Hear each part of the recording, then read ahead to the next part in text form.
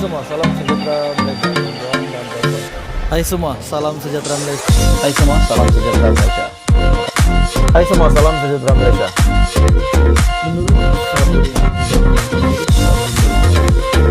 Hai semua, salam sejahtera Malaysia. Bantuan dan Bapak semua. Hai semua, salam sejahtera Malaysia. Satu isu hangat yang saya nak kongsi dengan Anda. Baru-baru ini di dalam entry terbaru Twitter Raja Petra bin Raja Kamarudin.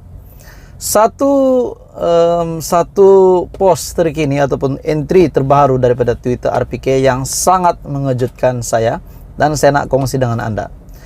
Kita berbalik semula kepada RM 4.5 bilion yang dikabarkan masuk di dalam akaun Bersatu. Sebelum ini RPK membuat kenyataan RM 4.5 bilion masuk dalam akaun Bersatu. Dan baru-baru ini pula RPK membuat kenyataan bahkan telah mengongsikan dokumen ataupun penyata keuangan akaun Bersatu, menunjukkan bahwa Bersatu tidak terima RM 4.5 bilion. Mana satu RPK sokong ni sebenarnya? Yang paling membuatkan saya hairan, betul-betul hairan, mau tanya siapapun tidak tahu sudah. Yang membuatkan saya hairan, betul-betul hairan. Dari mana Raja Petra dapat penyata keuangan ini?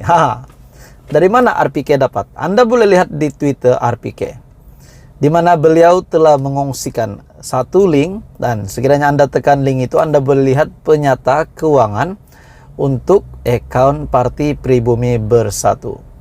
Dan menurut RPK, Bersatu tidak mencuri RM 4.5 bilion. Namun, hari itu pula RPK kata Bersatu telah mengambil RM 4.5 bilion. Jadi ini satu kebingungan lah bagi saya. Apa komen Anda, saudara-saudara semua, setelah RPK membuat kenyataan begini? Sekejap beliau didakwa menjadi penyokong PN, sekejap beliau didakwa menjadi pemfitnah, bukan penyokong PN. Anda boleh lihat di sini. Anda boleh lihat. Ini saya dapat daripada Twitter RPK. Ini saya dapat daripada Twitter RPK, menunjukkan ini adalah penyata keuangan bagi tahun keuangan berakhir 31 Desember 2021 dan laporan juru audit Parti Pribumi Bersatu Malaysia. Sekiranya Anda tidak percaya, Anda boleh lawat Twitter RPK. Saya hanya berkongsikan apa yang disampaikan oleh RPK. Adakah ini memang bukti terbaru bahwa Muhyiddin Yassin tidak mencuri RM 4.5 bilion? Dan bagaimana pula dengan dakwaan-dakwaan ramai orang kepada Hadi Awang sebagai ahli parlimen Marang yang telah didakwa merasuah? Dari mana mereka boleh dapat duit begitu banyak? Kalau mereka kata ada pihak yang menyokong perjuangan mereka, siapa pihak itu yang mampu, yang sanggup menyumbang duit begitu banyak? Sehingga kan benar Hadi mengaku memberi duit tetapi bukan atas dasar rasuah tetapi atas dasar sedekah. Apa komen Anda, saudara-saudara semua? Adakah bukti terkini ini memang menunjukkan bahwa Muhyiddin Yassin dan Bersatu tidak mencuri RM 4.5 bilion tersebut? Teruskan bersama di dalam channel ini. Untuk perkembangan politik yang seterusnya, jangan lupa tekan butang like, share, dan subscribe. Anda boleh komen berkenaan dengan isu hari ini. Jadi benar atau tidak RM 4.5 bilion yang telah diambil oleh PN ataupun Bersatu, benarkah atau tidak, itu kita nantikan. Dan kita harap rakyat Malaysia dapat jawaban yang sepatutnya, disebabkan rakyat Malaysia berhak untuk mendapatkan jawaban itu. Teruskan bersama di dalam channel ini untuk perkembangan politik yang seterusnya. Hai semua, salam sejahtera Malaysia. Ada satu isu yang menarik yang saya nak kongsi dengan Anda semua hari ini, berkaitan dengan dua bekas Perdana Menteri yang dikabarkan akan diheret ke mahkamah disebabkan oleh kerana pembatalan projek kereta api berkelajuan tinggi ataupun HSR. Dan setelah saya menyebut nama projek ini, sudah pasti Anda tahu siapakah bekas Perdana Menteri bukan seorang namun dua bekas Perdana Menteri yang akan diheret ke mahkamah. Ini satu kejutan besar, satu keputusan mahkamah yang sangat menggemparkan Tun Mahathir dan juga Muhyiddin Yassin. Berkaitan dengan satu artikel, Muhyiddin Dr. Mahathir diheret ke mahkamah. Isu pembatalan projek HSR. Oke, saudara-saudara semua, ini satu isu yang sangat menggemparkan. Bekas Perdana Menteri Dr. Mahathir Mohamad dan juga Muhyiddin Yassin akhirnya diheret ke mahkamah berhubung pembatalan proyek kereta api berkelajuan tinggi HSR antara Malaysia dan Singapura. Warga negara Malaysia Muhammad Hatta Sanuri yang telah memfailkan writ saman menyasarkan dua bekas Perdana Menteri itu dan tiga yang lain bagi memulihkan proyek itu serta menuntut mereka untuk membayar pampasan RM1 juta kepada setiap warga negara Malaysia. Wow, ini satu isu yang sangat mengejutkan. Sedangkan baru sehari selepas Anwar Ibrahim bersama dengan Menteri MITI Tengku Zafrul mengadakan lawatan di Singapura, dan tiba-tiba hari ini timbul pula tajuk berita ini di mana dua bekas Perdana Menteri ini bakal diheret ke mahkamah isu pembatalan proyek HSR.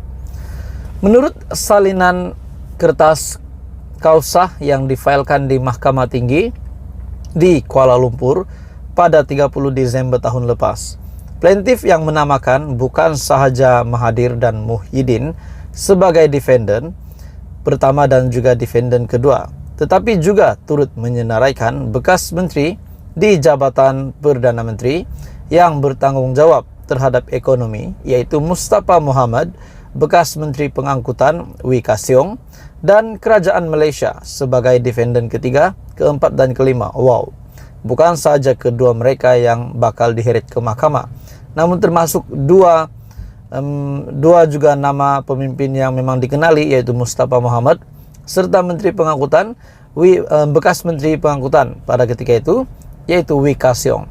Saudara-saudara semua, ini satu dapatan yang mengejutkan. Dalam pada itu, harta yang menjadi tumpuan sebelum ini berhubung tindakan undang-undang terhadap kerajaan di Mahkamah Keadilan Antarabangsa ataupun ICJ yang menganugerahkan kedaulatan Singapura ke atas Pedra Branca ataupun Pulau Batu Putih. Tindakan undang-undang itu gagal. Bagaimanapun, lelaki yang berusia 46 tahun itu membuat rayuan berhubung perkara ini di Mahkamah Rayuan. Dan menurut kenyataan tuntutan tindakan terbaru yang telah dilihat, Hatta mendakwa Mahathir cuai dan melakukan kesalahan penyelewengan dalam jawatan awam apabila Perdana Menteri ketika itu membuat keputusan untuk menangguhkan proyek HSR pada 5 September 2018 yang didakwa mengakibatkan Malaysia membayar pampasan RM46 juta kepada Singapura pada 31 Januari 2019.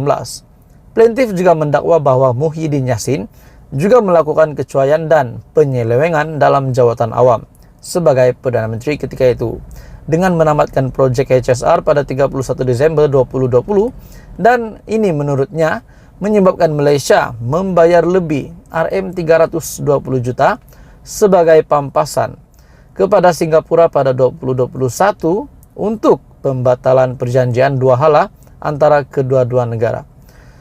Bekas Perdana Menteri Mahathir telah menangguhkan proyek tersebut, manakala Muhyiddin Yassin pula telah menamatkan proyek tersebut dan mengakibatkan pembayaran pampasan RM46 juta di bawah pimpinan Mahathir pada ketika itu, dan di bawah pimpinan Muhyiddin pula RM320 juta sebagai pampasan kepada Singapura pada 2021 untuk pembatalan perjanjian dua hala antara kedua-dua negara, yaitu Malaysia dan Singapura.